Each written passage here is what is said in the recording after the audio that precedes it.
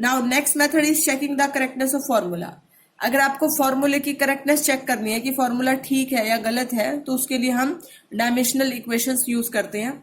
According to this principle, only that formula is correct in which dimension of various term of one side of relation are equal to dimension of the term of other side of the relation।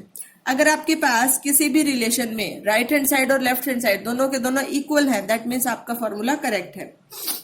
Okay, right hand side और left hand side अगर आपके पास dimensionally दोनों equal हैं, specially dimensionally, तो आपके पास formula बिल्कुल करेक्ट है। So let's take an example. Check the correctness of relation v square is equal to u square plus 2as। ये इक्वेशन ऑफ मोशन में से फॉर्मूला है। v आपके पास फाइनल वेलोसिटी है, u इनिशियल वेलोसिटी है, 2 constant value है, acceleration a, s is time. तो आपको करेक्टनेस चेक करनी है अपने फॉर्मूला की। तो करेक्टनेस चेक करने के लिए देखिए हम क्या करेंगे, डायमेंशनल फॉर्मूला यूज करेंगे। हमें पता है initial velocity, final velocity v, velocity का फॉर्मूला होता है L1t-1, स्क्वायर है तो हमने होल स्क्वायर कर दिया। सेम एज इज वेलोसिटी जो कि इनिशियल वेलोसिटी है Lt-1, होल स्क्वायर था तो होल स्क्वायर हो जाएगा। 2 कांस्टेंट वैल्यू है, कांस्टेंट का कोई डायमेंशन नहीं होता। a is the acceleration L1t-2 and second is time t. So here L1t-1 raised to power 2, Lt raised to power -1 whole raised to power 2। यहाँ देखिए आप t रेस्ट टू पावर -1 और t rest to power 1, तो यहाँ t rest to power -1 हो जाएगा, minus का 2 plus का 1 माइनस का 1 बच जाएगा, और यहाँ आपके पास होल स्क्वायर वैल्यू आ जाएगी Lt-1 raised to power 2। So same as it is यहाँ वैल्यू है, सेम एज इट इज यहाँ वैल्यू है। सो अब डायमेंशनली Lt-1 होल स्क्वायर और Lt-1 होल स्क्वायर दोनों इक्वल है, तो इक्वल है तो रिलेशन डायमेंशनली आपका बिल्कुल करेक्ट होगा। जो भी आपकी राइट हैंड साइड डायमेंशन होगी, लेफ्ट हैंड साइड डायमेंशन होगी, जैसे यहाँ लेंथ और टाइम है, यहाँ लेंथ और टाइम, तो आपके पास फॉर्मूला एग्जैक्टली करेक्ट होगा। Now next step is derivation of formula. Using principle of homogeneity of dimension we can derive formula of a physical quantity provided we that the factors on which physical quantity depend. अगर हमें कोई भी physical quantity given है और उसका दूसरी quantity से relation given है, एक जो वैल्यू है वो दूसरे से कैसे डिपेंड करती है, अगर हमें ये सब इंफॉर्मेशन पता है तो हम डायमेंशनल इक्वेशंस का यूज करके फॉर्मूला डिराइव कर सकते हैं।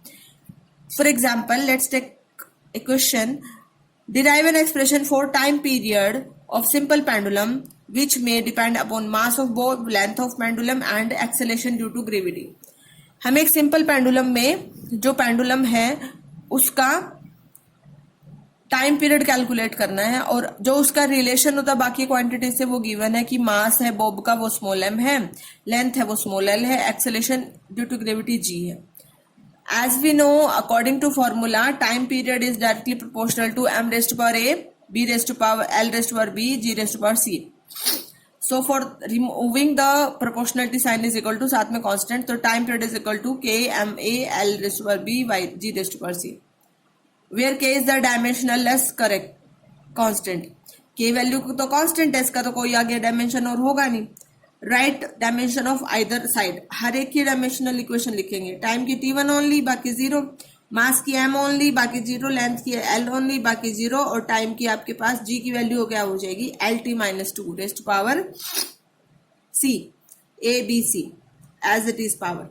सो यहाँ m raised to power a, l raised to power b plus c, यहाँ से एक c आया, l और l बेस सेम था तो पावर ऐड हो गई, यहाँ से l t है नहीं तो t रेस्ट पर -2, उसको 2 बार मल्टीप्लाई किया तो 2c।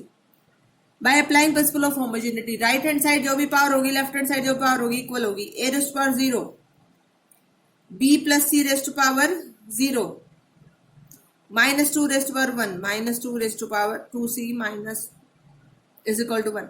ये इधर जाके माइनस हो जाएगी, डिवाइड हो जाएगी तो c is equal to -1/2। Now b plus c is equal to 0. By putting the value of c, we can find out the value of b is equal to 1/2. So time period is k m raised to power 0, l raised to power 1/2, g raised to power -1/2. So time period is k, m की power तो है ही नहीं, l की power तो under root में आ जाएगी g, और ये डिवाइड में चला जाएगा g under root so time period is equal to के under root L by g. Simple pendulum का ये आपका टाइम पीरियड है। सो आपको same as it is questions try करने हैं। Have a nice day students.